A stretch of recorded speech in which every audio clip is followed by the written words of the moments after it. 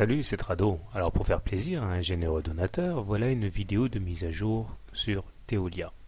La valeur en hebdomadaire, ici chaque bougie correspond à une semaine de cotation, est très bien orientée, puisque nous sommes toujours à l'intérieur d'un canal orange ici, dont le ralliement de la partie haute inviterait les cours à aller chercher les 2 euros. On est plutôt bien orienté puisque nous sommes au-dessus d'une M20, une moyenne mobile à 20 semaines croissante, autrement dit nous sommes en tendance haussière.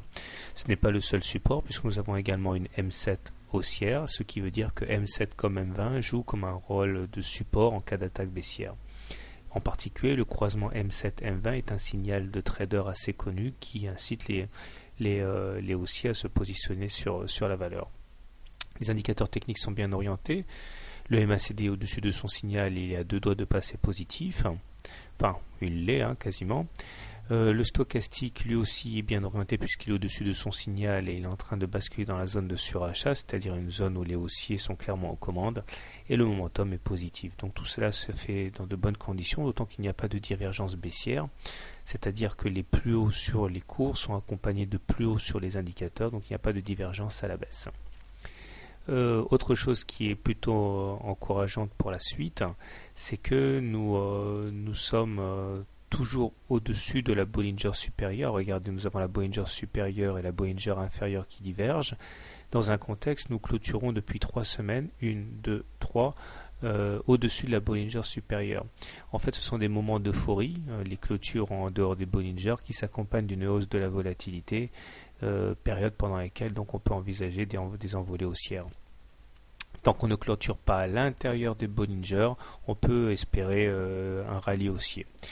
Dernière chose sur l'hebdomadaire qui est très encourageante, c'est que si on regarde les retracements de Fibonacci sur la dernière période de baisse, entre le 21 juin et le 19 juillet, où on est passé quand même de 2,44 à 0,96, donc une sacrée fessée sur la valeur.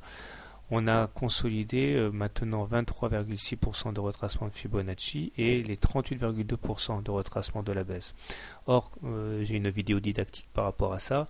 Les Fibos, ça sert à déterminer les niveaux cruciaux. Autrement dit, on a rarement tendance à terminer entre deux niveaux. Par exemple, là, regardez, le 28 mars, on avait clôturé in extremis au-dessus du premier niveau de 23,6%. Donc, conséquence, on est allé chercher les 38,2%. Et là, c'est pareil.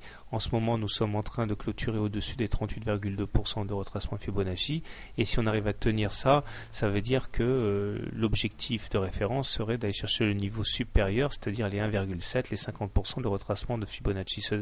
Cet objectif est valable, donc on ne clôture pas en dessous des 38,2%. Donc pour l'instant, on est en bonne position pour aller chercher les 1,7 qui correspondent également au plus haut du 30 août. Donc pour faire simple, on est en tendance haussière dynamique puisqu'on est au-dessus d'une M20 haussière. Maintenant pour les traders intraday, un petit détour rapide vers le journalier pour voir que là aussi les choses sont bien orientées. Nous sommes à l'intérieur d'un canal orange à pente très très raide. Là aussi on essaie de s'extirper des Bollinger supérieurs. Là on a une clôture en dehors de la Bollinger supérieure, malheureusement hier on l'a réintégrée, mais pour l'instant pas de panique puisque nous sommes au-dessus d'une M20 elle-même haussière, donc on est en tendance haussière.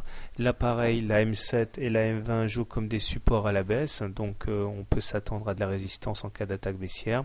Le MACD est au-dessus de son signal, le stochastique est supérieur à 80, ce qui veut dire qu'on est en zone de surachat, et le momentum est positif aussi.